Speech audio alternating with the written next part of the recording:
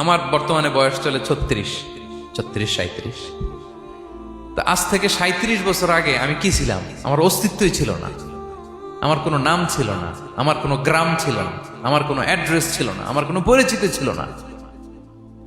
আজ থেকে আরো 37 বছর পরে একটু খেয়াল করেন তো, এখন তো 37, আরো 37 ধরেন বাঁচলাম। এরপরে আমি দুনিয়া দুনিয়া থাকবে, কিন্তু আমি নাই। আজকে কার জন্য আটকে আছে দুনিয়ার কাজ বলেন তো? আপনার দাদার জন্য, আপনার নানার জন্য? তো আপনাকে লাগে কেন? আপনাকে লাগে? লাগে না তো আমাকে। আমি দুনিয়া, একদিন কিছুই ছিলাম না। আল্লাহ বলেন, হাল আতা আলাল ইনসানি হিনুম মিনাদ দাহরি লাম ইয়াকুন শাইআম মাযকুরা। তুমি কিছু ছিলা, একটা সময় কিছুই ছিলা না, উল্লেখ করার মতো তুমি কিছুই ছিলা না। অস্তিত্বহীনের জগৎ থেকে তোমাকে আমি অস্তিত্ব আনলাম। তোমার বাবার পৃষ্ঠদেশ থেকে তোমার মায়ের গর্ভাশয়ে আমি তোমাকে ফেললাম। সেখানে আমি আল্লাহ তোমাকে একটু একটু করে তিলে তিলে বড় করলাম। 9 মাস 10 মাস পরে মায়ের পেট থেকে দুনিয়াতে তুমি আসলে। দেখেন তো, দুনিয়ায় আসার পরে আমাদের অবস্থাটা কি? কাপড় নাই, চোপড় নাই, এভাবে চলে আসছি। আসার পরে কেউ যদি মুখে খাবার তুলে দেয় তাইলে খাইতে পারি, হ্যাঁ, তাও লিকুইড খাবার। এদিক দিয়ে দিলে এদিক দিয়ে পড়ে যায়, খালি মুছতে হয়। মেহমান একজন এসে আদর করে কোলে নিচে পেশাব করে দিছি ভরাইয়া, আছে না নাই? হয়েছে না? হয়েছে না? এরকম আদর করে একটা কোলে নিছেন, এখনই না ডায়াপার আসছে মিয়া। আজ থেকে 10 বছর আগে এগুলো ছিল নাকি?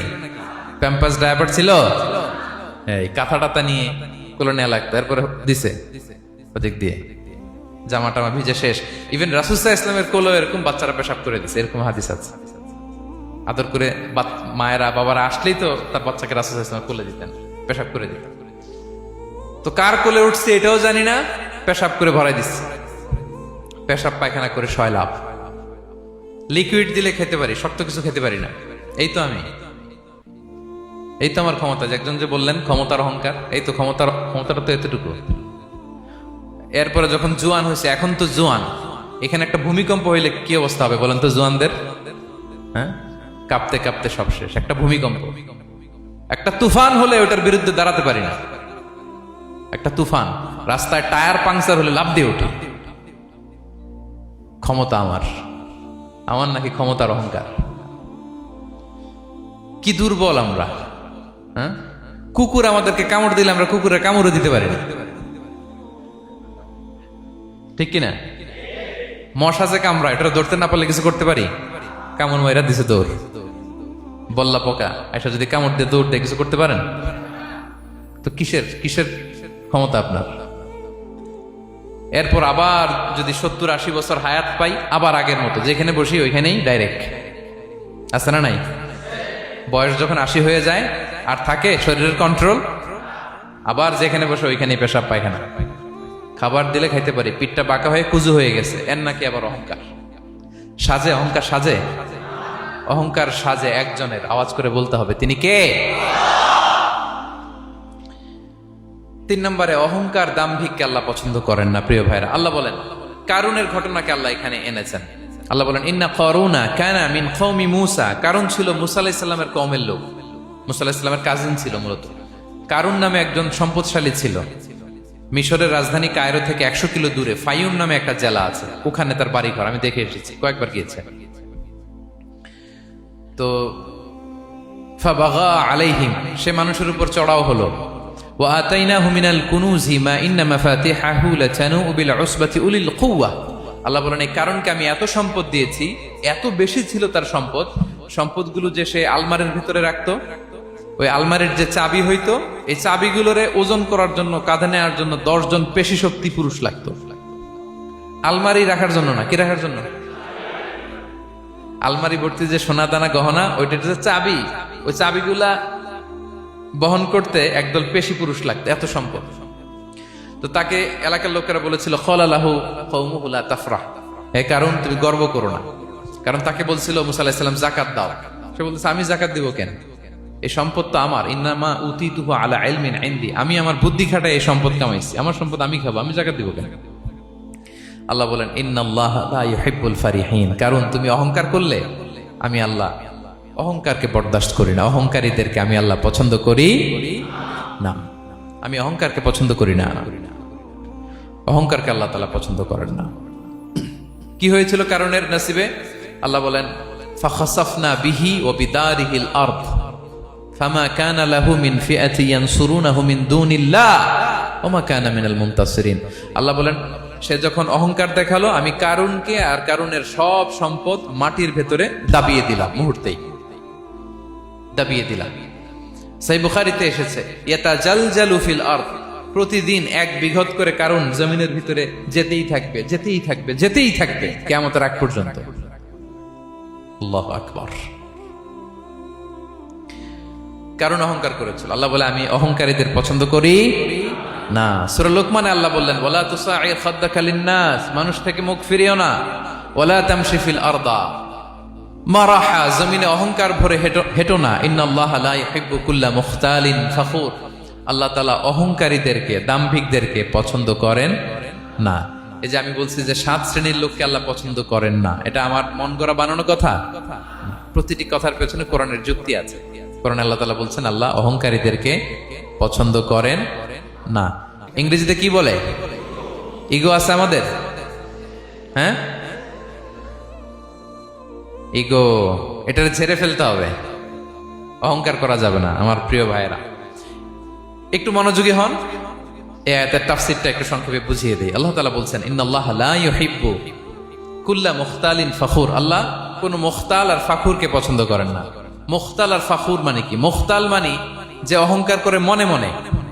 কিছু লোক আছে ভিতরে ভিতরে নিজের বড় মনে করে, বাইরে বলে না বা বলার সাহস পায় না, কিন্তু ভিতরে ভিতরে ভাবে আমি কোন হনুরে, কি বলে আমি কোন, আমি তো বড়, আরে আমার চেয়ে বড় বেশি জানে নাকি কেউ, আমার চেয়ে কিছু পারে নাকি, আমি তো, কিন্তু এটা মুখ দিয়ে বলে না, ভিতরে ভিতরে আছে না নাই? এদেরকে আরবিতে বলে মুখতাল। কি বলে? মুখতাল। আরেকজন ফাখুর, সে শুধু ভিতরে না, এটা প্রকাশ্যে বলে বেড়ায়, এটা আরো ডেঞ্জারাস। ফাখুর সে আরো খারাপ, সে প্রকাশ্যে তার অহংকার প্রদর্শন করে, বলে বেড়ায় যে আমি বড়, আমি বড়, আমি বড়। এই আমি বড় কথাটাই সবচেয়ে ভয়ঙ্কর। আমি বড় কথাটাই সবচেয়ে ভয়ঙ্কর। নিজে যাকে বড় বলে বড় সে, লোকে যাকে বড় বলে বড় সে হয়। আমার প্রিয় পেনাঙ্গের ভাইয়েরা, নিজেকে বড় মনে করা এটা শয়তানের স্বভাব। কার স্বভাব? বিনয়ী হওয়া এটা নবীদের স্বভাব। আল্লাহ তাআলা ফেরেশতাদেরকে বলেছিলেন উসজুদু লি আদম, তোমরা আদমকে সিজদা দাও। ফাসাজাদাল মালাইকা কুল্লুহুম, সবাই সিজদা দিল ইল্লা ইবলিস, কে ছাড়া? ইবলিস ছাড়া। সে নিজেকে বড় মনে করেছিল, শয়তান। কিভাবে? সে লজিক খাটাইলো আল্লাহর সাথে। সে লজিক দিয়ে আল্লাহর বলে আল্লাহ ক্বালা আনা খায়রুম মিনহু, আল্লাহ আমি কেন সিজদা দেব, আমি তো আদমের চেয়ে শ্রেষ্ঠ, আমি বড়। আল্লাহ বলতেছে তুমি বড়, কেমনে বড়?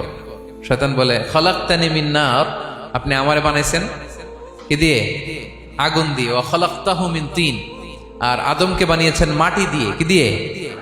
মাটি দিয়ে। আগুনের ধর্ম দাউ দাউ করে উপরের দিকে কি করে? ওঠে, আর মাটি ঢিলা রেখে দিলে নিচে পড়ে যায়। তো সে যুক্তি দিয়ে বলতেছে আল্লাহ ঊর্ধ্বগামী কোন জিনিস তো নিম্নগামী কোন জিনিসের কাছে মাথা নোয়াতে পারে? যুক্তি, মনে রাখবেন যুক্তি সব জায়গায় খাটে। আপনার অফিসের যে বস, মালয়েশিয়ান ভাষায় বসরে কি বলেন আপনারা? ওকে, তোকে। আপনার তোকে সামনে যে আপনি লজিক খাটাইলে হবে?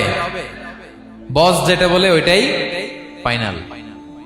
তো আল্লাহ তাআলা আদেশ করেছিলেন সেজদা করার। সে সেজদা করলেই ভালো করতো, কিন্তু সে যুক্তি দিল আল্লাহ আমি শ্রেষ্ঠ, তাকে বানাইছেন মাটি দিয়ে, আমারে বানাইছেন আগুন দিয়ে, আমি কেন মাথা নত, আমি বড়। আমি বড় বলার সাথে সাথে দৃশ্যপট পাল্টাই গেল। আল্লাহ বলে বের হ, ফখরুজ, বের হ, তুমি অভিশপ্ত, তুমি লানত প্রাপ্ত, তোমার স্থান হবে জাহান্নাম। তুমি নিজেকে বড় মনে করেছো, তাইলে বড় মনে করা এটা শয়তানের স্বভাব। কার স্বভাব? তা আমরা নিজেকে বড় মনে করব কখনো? আরো জোরে বলেন, করব? বিষ্ণু ঈসা ইসলাম নিজে নিজে ছোট থাকতে চাইতেন। তিনি দোয়ায় বলতেন আল্লাহুম্মা জাআলনি ফি আইনি সাগীরা ওয়া ফি আ'য়ুনিন নাসি কাবীরা, আল্লাহ আমার চোখে আপনি আমারে ছোট বানান, আল্লাহ মানুষের চোখে আপনি আমারে বড় বানান। বিশ্বনবী নিজের চোখে নিজে ছোট থাকতেন, কিন্তু গোটা বিশ্বের মানুষের চোখে বড় হয়েছেন না? কত বড়? রাফা'না লাকা যিকরাক। আল্লাহ বলে আমি যেখানে অতটুক পর্যন্ত উঠাইছি আপনারে। কোন নবীরে নিচে উপরে? কথা বলেন, নবীকে শেষ পর্যন্ত উঠাইছে? সুবহানাল্লাহ। নবী হে, আমি যদ্দূর আপনার উঠাইছে অদ্দূর, ওই পর্যন্ত নিয়ে গেছে সাক্ষাতের জন্য। সুবহানাল্লাহ। প্রত্যেক নামাজে বিশ্বনবীর উপর দুরূদ আছে না নাই? কিয়ামত পর্যন্ত বিশ্বনবীর প্রতি ভালোবাসা আমাদের পক্ষ থেকে আছে না নাই? আছে। আল্লাহ তাআলা ওনাকে বড় করেছেন। এজন্য নিজের চোখে আমরা নিজে ছোট থাকবো। আপনি যদি বড় হন, এটা মানুষ বলবে। কে বলবে? নাকি আপনিই বলবেন? বলা যাবে না। এবং বিষ্ণু ইসলাম কিছু টেকনিক আমাদের শিখিয়েছেন, কিছু টেকনিক আমাদের জানিয়েছেন। এই কাজ করলে তোমরা অহংকার থেকে মুক্ত থাকতে পারবে। এর মধ্যে একটা হচ্ছে আগে আগে সালাম দেওয়া।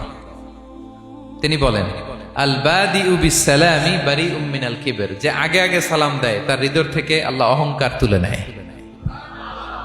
আগে সালাম দিয়ে পারবেন? ফোন করলেই আগে কি বলবেন?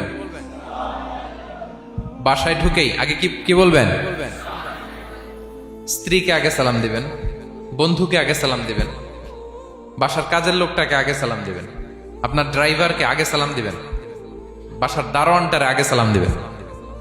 ফকির একটা আসলে আপনি সালাম দিয়ে ফেলবেন। পারবেন?